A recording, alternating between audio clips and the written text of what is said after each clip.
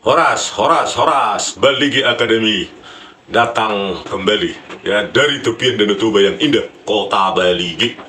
Oke pemirsa ya, kita akan menyerukan kepada Majelis Hakim Agung yang akan mendiskusikan ya, yang akan menentukan nasib Jessica Kumala Wongso ya, akibat rekayasa video CCTV oleh Muhammad Anwar Al-Azhar dan Christopher Harimantrianto menggunakan dua software gratisan ya, aplikasi gratisan iRedsoft dan Freemake. Itulah ya video aplikasi yang mereka pakai untuk menghancurkan, merusak ya, terus menganimasi, menurunkan resolusi menjadi kabur ya. Kedua ahli penipu bajingan itulah ya yang dipakai sebagai dasar hakim ya pada tahun 2016, Hakim Binsar Gultum, Hakim Partahi Tulus Hutapea, dan Hakim Kisworo. Kita sangat menyayangkan ya di Republik ini ya, yang menggaji para polisi ya, kepolisian yang tahun 2025 katanya sudah 120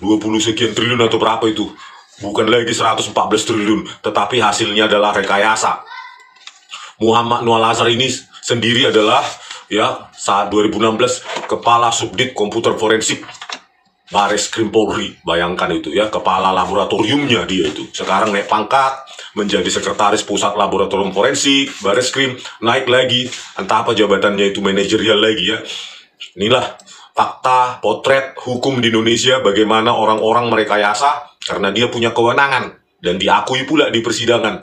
Ya, kredensial dia sangat meyakinkan, meskipun ya sudah kabur-kabur begitu, hasilnya tetap saja diterima oleh terutama yang sangat progresif itu Binsar Gultum ya, yang sangat mempercayai tidak ada satu question, pertanyaan sedikit pun mereka meragukan video yang sangat kabur ya, menggunakan aplikasi gratisan itu iRedsoft dan Freemake itu ya. Itulah kita sangat sayangkan ya, hakim kok bisa sebego itu ya, sebodoh itu, tidak mempertanyakan sama sekali kualitas video ketika disajikan di persidangan.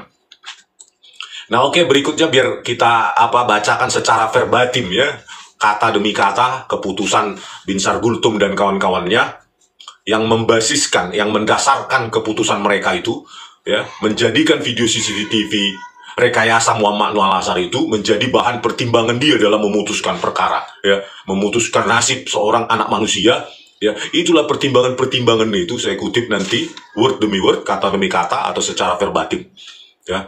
Bagaimana rusaknya hukum ini ya, ketika barang bukti digital dijadikan pertimbangan hakim untuk memutuskan perkara. Oke, kita mulai ya, ini satu.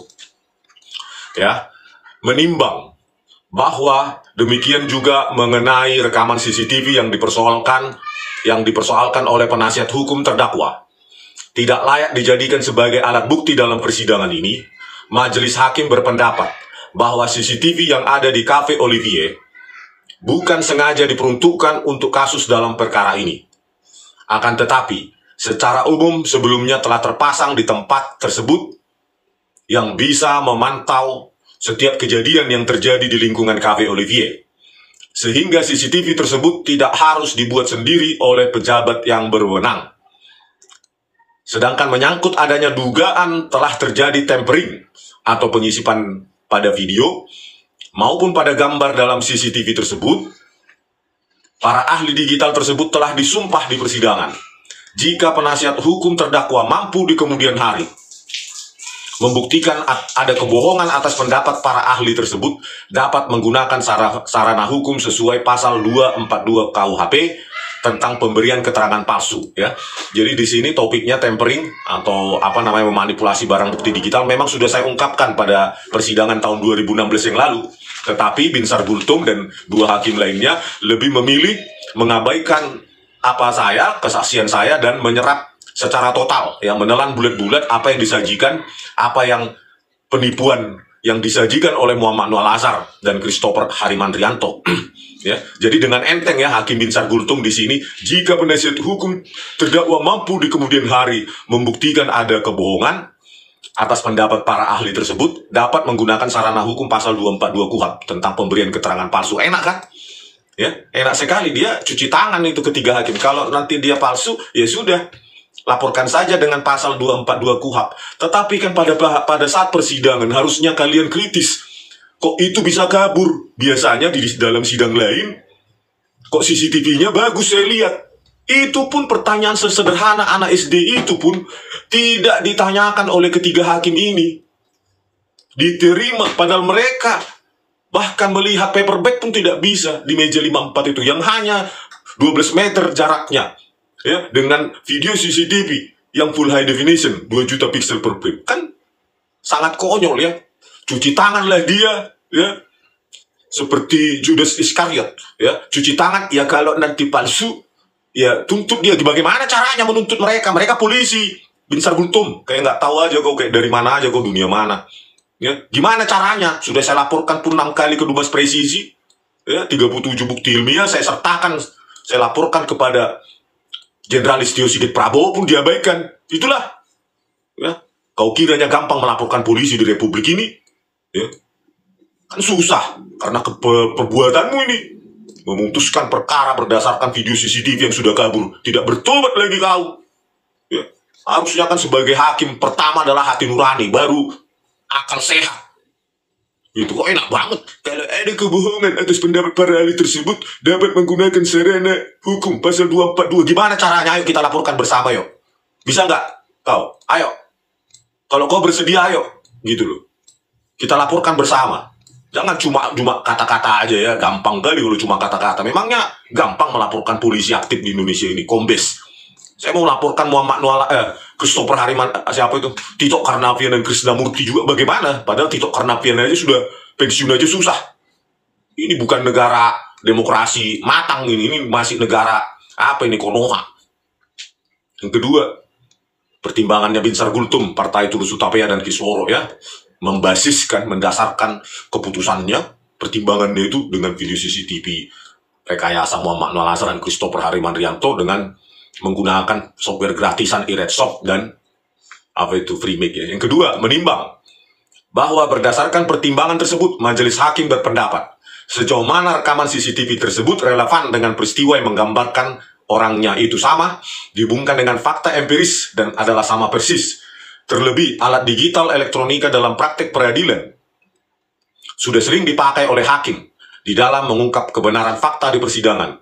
Maka rekaman CCTV tersebut dapat dijadikan sebagai perluasan dari pasal 184 ayat 1 KUHP sebagai barang bukti yang jika bersesuaian dengan fakta dan peristiwa pidana, dan dijadikan majelis hakim sebagai petunjuk untuk memastikan peristiwa pidana. Hal ini diperkuat adanya Undang-Undang Nomor 11 Tahun 2008 tentang Informasi Teknologi Elektronik. Nah, inilah, bayangkan, ya, video CCTV itu yang kabur itu diambillah pasal-pasal pertimbangan menurut pasal 184 ayat 1 KUHP sebagai barang bukti, ya. Jadi majelis hakim memutuskan itu sebagai petunjuk, ya, untuk memastikan peristiwa pidana.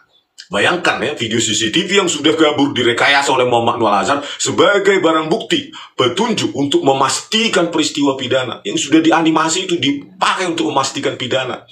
Diperkuat dengan Undang-Undang Nomor 11 Tahun 2008. Luar biasa ini hakim, ya. Begitu salah memutus, tinggal enteng mengatakan, laporkan dia, kan gitu. Ayo kita laporkan, gitu loh. Kalau kau sanggup, ya, jangan cuma bebek mulut, ya. Oke, yang ketiga, bahwa setelah saksi Marlon meninggalkan meja 54 sekitar pukul 16.28 WIB, terdakwa berpindah posisi duduk ke tengah sofa, di mana posisi tersebut tidak terpantau oleh CCTV nomor 7 yang terhalang tanaman hias dan CCTV nomor 9 yang terhalang oleh suatu pembatas dan dedaunan.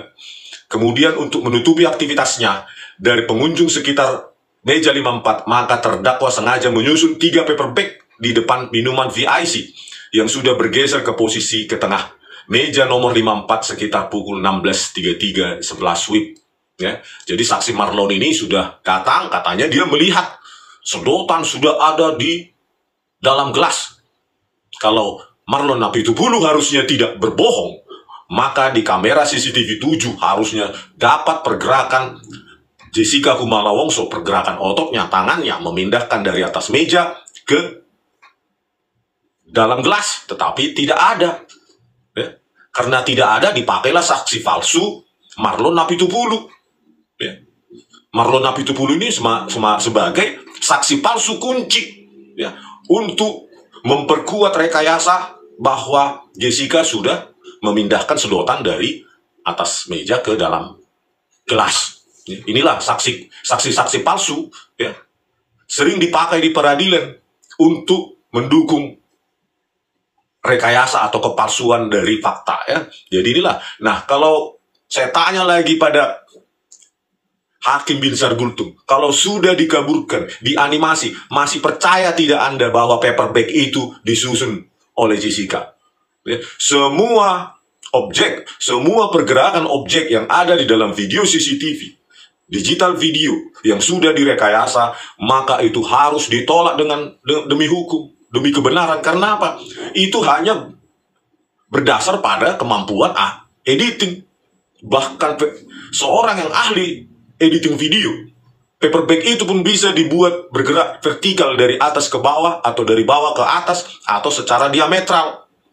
Itu cuma kemampuan editing, ya. Dan itu Anda telan bulat-bulat, meskipun saya lihat pergerakan paperback itu sangat kasar, ya. Sangat kasar. Karena apa? Jumlah frame per detiknya sudah disengaja mereka kurangi. Harusnya 25 frame per detik PAL, Phase Alternating Line, menjadi 10. Ya.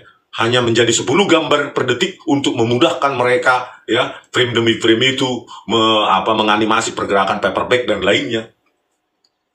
Yang keempat, menimbang bahwa selama rentang waktu 429 sampai dengan 502 WIB, yakni dalam rentang waktu 33 menit, majelis hakim menilai bahwa terdakwa Jessica mulai gelisah dan berharap-harap cemas ketika respon dari Mirna belum menanggapi WA Jessica tersebut, yang juga dikuatkan dengan gambar CCTV 7 dan 9. Menurut majelis hakim, setelah ada jawaban korban Mirna yang mengatakan Mirna sudah sampai pada pukul 5.02 WIB karena masih menunggu saksi Hani di Starbucks, mulailah terdakwa menggeser tempat duduknya dari tengah sofa ke tempat sebelumnya terdakwa duduk di pinggir sofa. Nah, inilah lagi produk animasi, ya.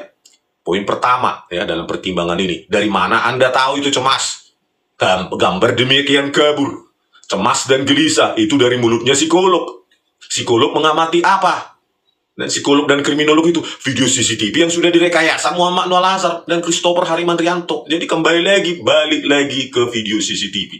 Video CCTV yang sudah ada direkayasa. Dan disimpulkanlah lewat psikolog itu, ya, kriminolog, para ahli-ahli penipu di persidangan.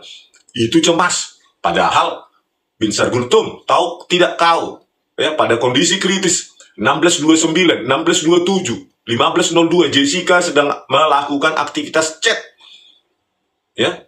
Itu diekstraksi oleh ahli digital forensik Bareskrim bernama Herman Franciscus Aritonang.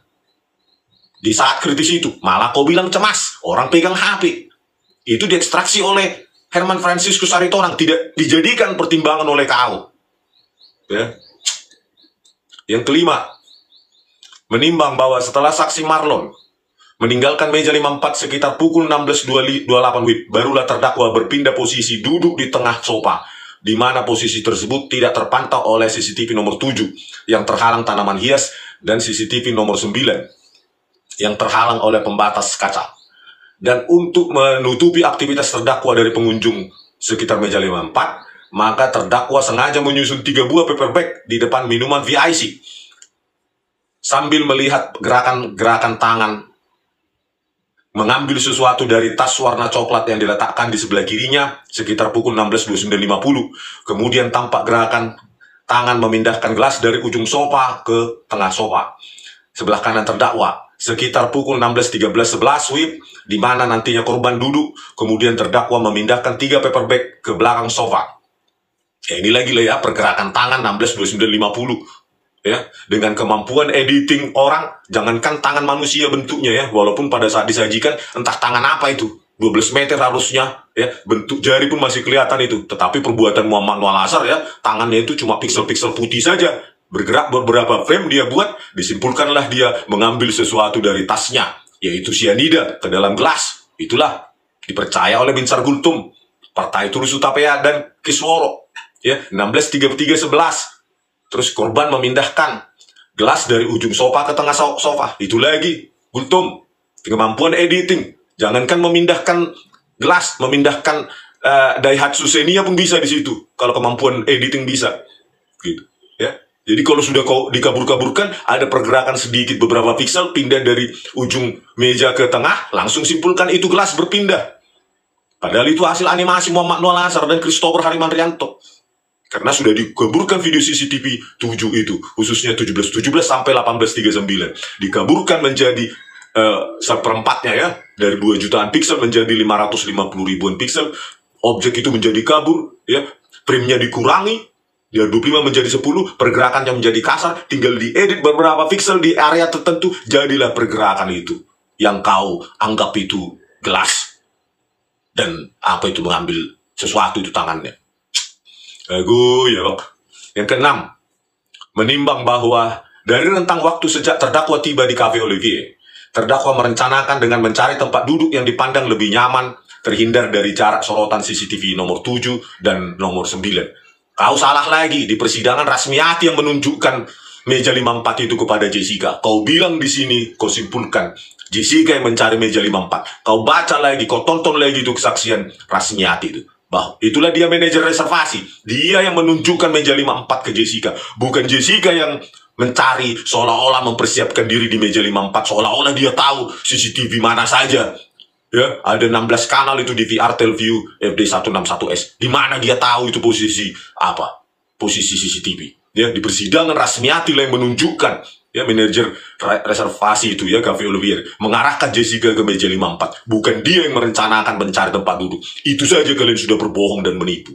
Ya, inilah pertimbangan dari Hakim Kisworo sebagai hakim ketua, hakim anggotanya Binsar Gultum dan Partai Turus Utapea yang membasiskan, ya, pertimbangan-pertimbangan mereka dalam memutuskan perkara dengan dasar video CCTV rekayasa. Kedua ahli forensik digital, penipu, pengkhianat, bajingan, Muhammad Noah Lazar dan Christopher Harimandrianto. Sekarang pertanyaannya, betapa berbahayanya hukum seperti ini, ya. Ya, barang bukti digital dimanipulasi dan direkayasa dan dijadikan pertimbangan dalam memutuskan perkara. Apakah republik ini akan bernasib sebagai negara gagal? Karena kalau hukum sudah carut-marut, sudah berantakan, sudah banyak mafia hukum, sudah banyak mafia barang bukti digital, ya, maka negara ini akan menjadi negara gagal. Kontribusi kegagalan negara gagal ini adalah, salah satunya adalah Binsar Gultum, Partai Turus Utapea dan Kisworo. Ya, kalau mereka tidak berkomplot dalam rekayasa ini, maka mereka adalah ketiga hakim bodoh. Video CCTV kabur seperti itu dipercaya, tidak layak menjadi hakim. Tumpul kalau mereka tidak ikut berkomplot merekayasa kasus ini demi kepentingan mereka. Hanya mereka dan Tuhan yang tahu. Ya, kalau itu kalian berkomplot, semoga hidup kalian, keluargamu hancur. Karena kalian sudah merusak hukum, tatanan hukum. Tidak ada nalar analisa sama sekali sedikit pun. Betapa kaburnya itu. Sampai berkali-kali kau Binsar Gultum membedakan centerpiece dengan paperback saja tidak bisa. Apalagi gelas. Bertobatlah kau Binsar Gultum. Pergi kau ke Mahkamah Agung itu. Bilang, katakan memang kami memutuskan dengan video yang kabur. Itu baru kau anak Tuhan yang kau bilang dalam komentarmu. Anak Tuhan Yesus mengasihi. Mengasihi kok memutuskan perkara dengan video kabur. Kasih apa itu? Kasih semu, kasih palsu. Sebelum Anda check out dari dunia ini, sebaiknya kau pergi ke Mahkamah Agung. Sadarkan mereka, kami telah salah memutuskan perkara dengan video kabur. Kalau kau butuh bantuan untuk menjelaskan kepada Mahkamah Agung itu, saya siap. Ya. Dan kau sendiri harusnya yang melaporkan. Kalian bertiga, Binsar Gultum, Partai Turus Utapea, dan Kisworo, kalian harusnya melaporkan sendiri Muhammad Noah Lazar dan Christopher Harimandrianto itu. Karena telah memberikan kesaksian palsu, keterangan palsu, merekayasa barang bukti, telah menipu kalian. Kalau kalian tidak berkomplot, harusnya kalian sendiri yang melaporkan. Biar kita buktikan dulu seberapa hebat kalian melaporkan polisi. Mampu nggak kalian? Jangan cuma gunakan pasal 242 KUHP untuk pemberian keterangan palsu. Jangan cuma ngomong, buktikan kalian sendiri yang melaporkan. Itu baru gentleman. Itu baru anak Tuhan. Itu baru kasih Yesus. Seperti komentarmu itu. Oke pemirsa, sekian dulu dari kami, Bali Academy dari tepian Danau Toba yang indah. Horas!